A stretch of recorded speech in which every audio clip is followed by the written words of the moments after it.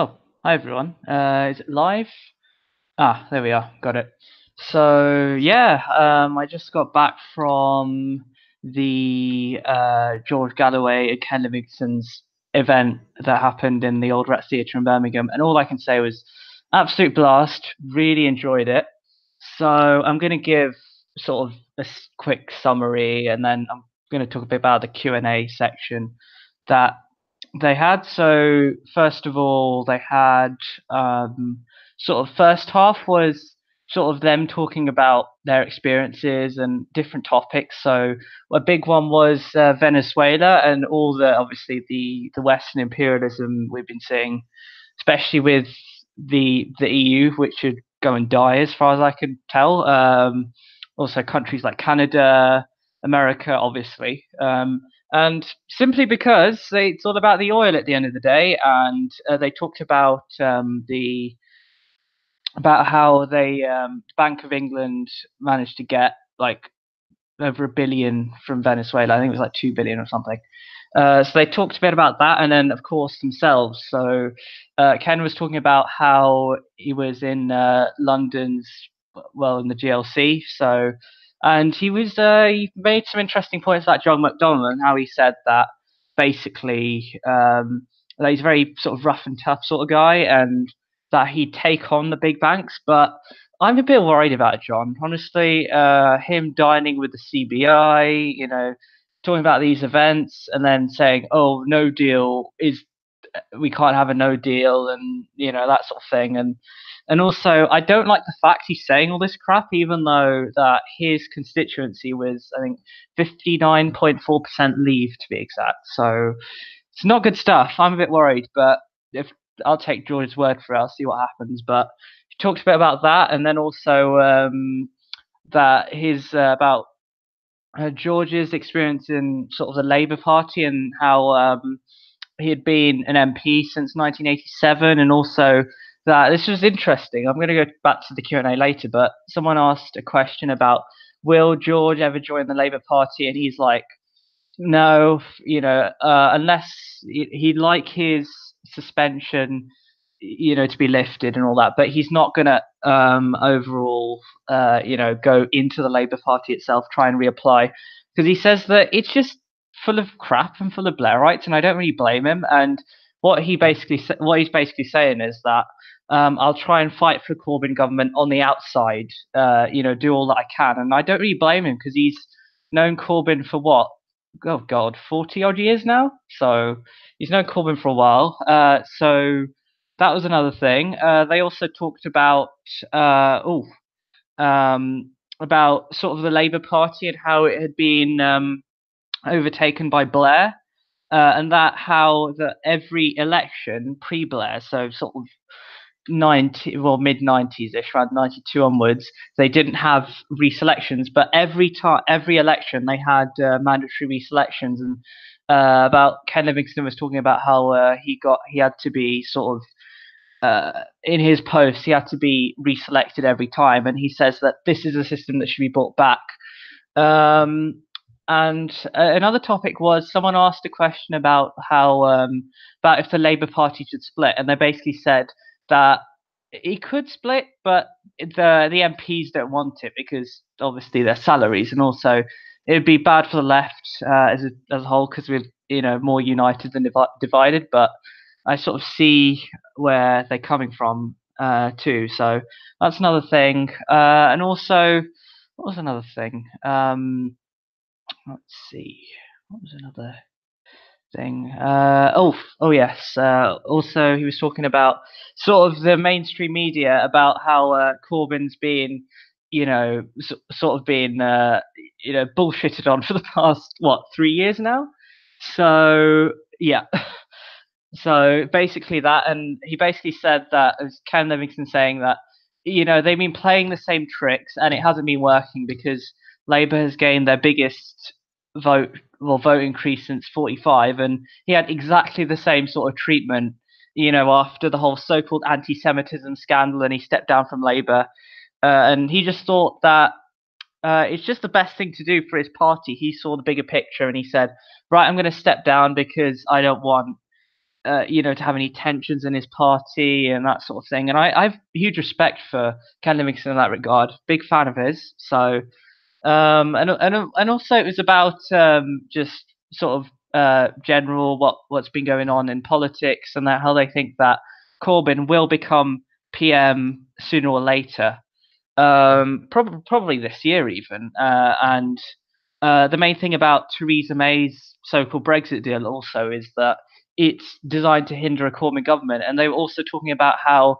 the financial sector has been really blown up, and it was all thanks to, well, not all thanks to, but most of the hard work was done during the Thatcher era, where she basically deregulated the financial sector, and also during Blair and Brown's premiership, they did exactly the same thing. So, and that's why especially during Brexit, you've seen the pound absolutely tank. It's because of the financial sector. We've given them so much power that they can do whatever the hell they want, basically.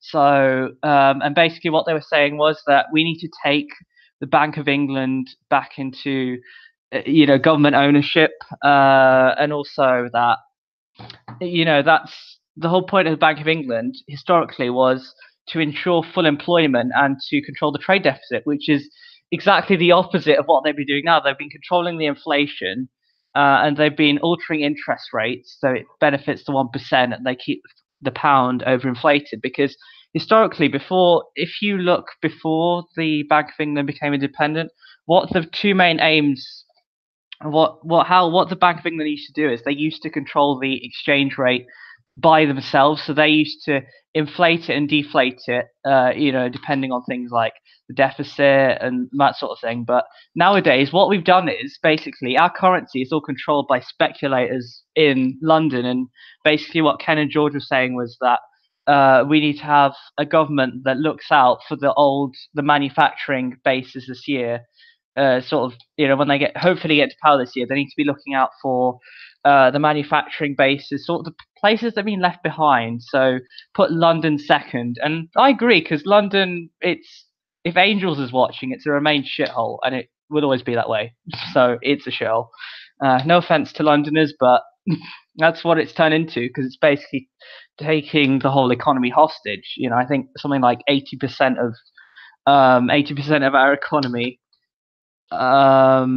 is controlled by the city of London. It's ridiculous. Like, I think our exports, they're only worth about 10% of our GDP, and the fact that they were talking about how the power of the financial sector has basically been quadrupled since Thatcher came into power, and that's basically imbalanced the economy, made everyone very angry, and they're basically talking about that's one of the reasons why people voted Leave, and that rightly so. Um, it's ridiculous. Like, it's that's we need to take back control from the to coin a phrase from the sort of the financial sector, and put it back in the hands of local communities. Oh, hi John. So yeah, that was another thing. And yeah, I met some really good people there. Actually, I met quite a few Reliever, well, not just Relievers, but old school Labour supporters, and sort of some really, really nice people. So they're very similar to me. They were Galloway supporters, old school Labour, pro Corbyn, but they're also very pro Brexit as well. So, as is with many of Galloway's supporters, they're very pro Brexit too. So, I've met some really nice people there too.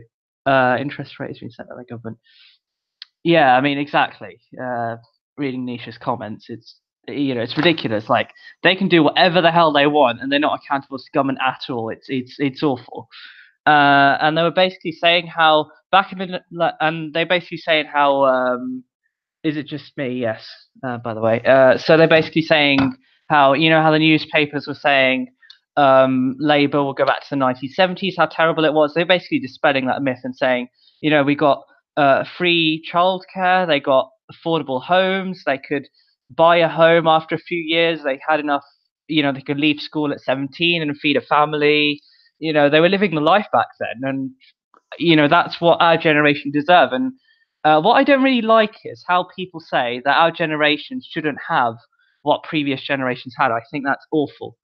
Um, So they were talking about that, and they said that it's something to aspire to, and that uh, past Labour governments until Blair, they were all actually socialist, and they were even more left wing than Corbyn's current agenda.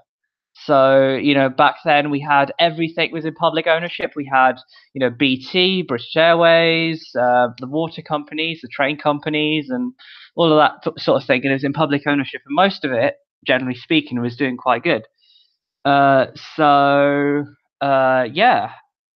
Any questions from the side chat, by the way? I could take some.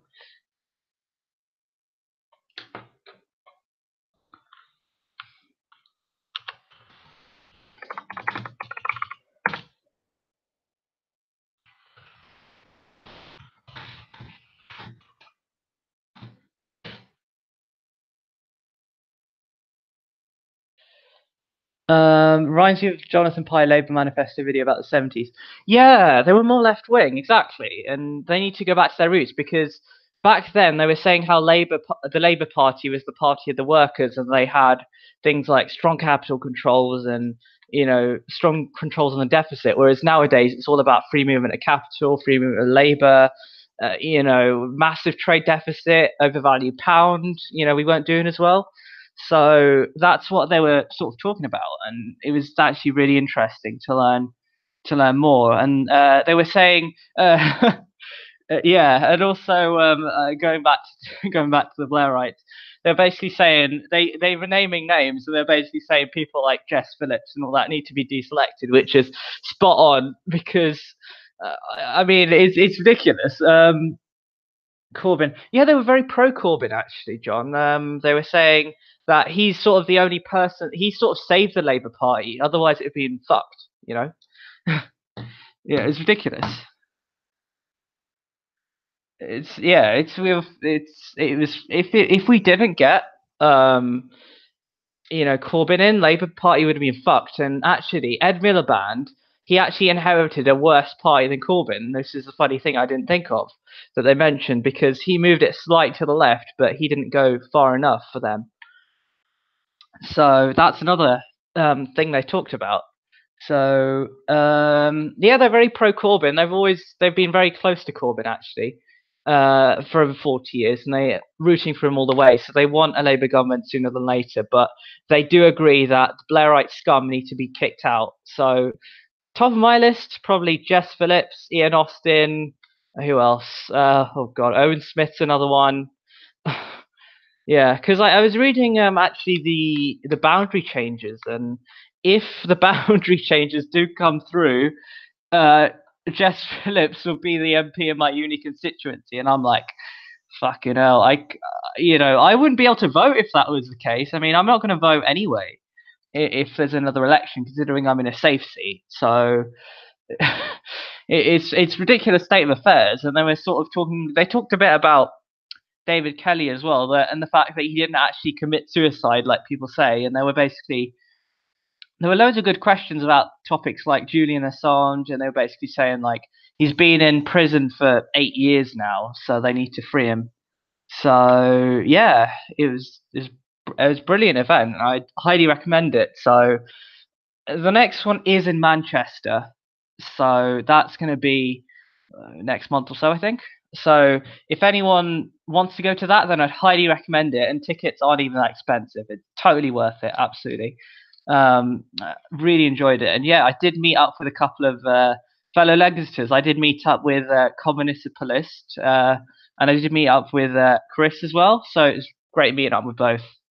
So if that's another great thing about these events. You have like-minded people coming together. You can say hi, in real life, and it's really enjoyable experience. So yeah, I think that's it. Really, it's not too much to cover. If you have any questions for me, drop them on Twitter, and I'd be more than happy to answer. So yeah, thanks, guys.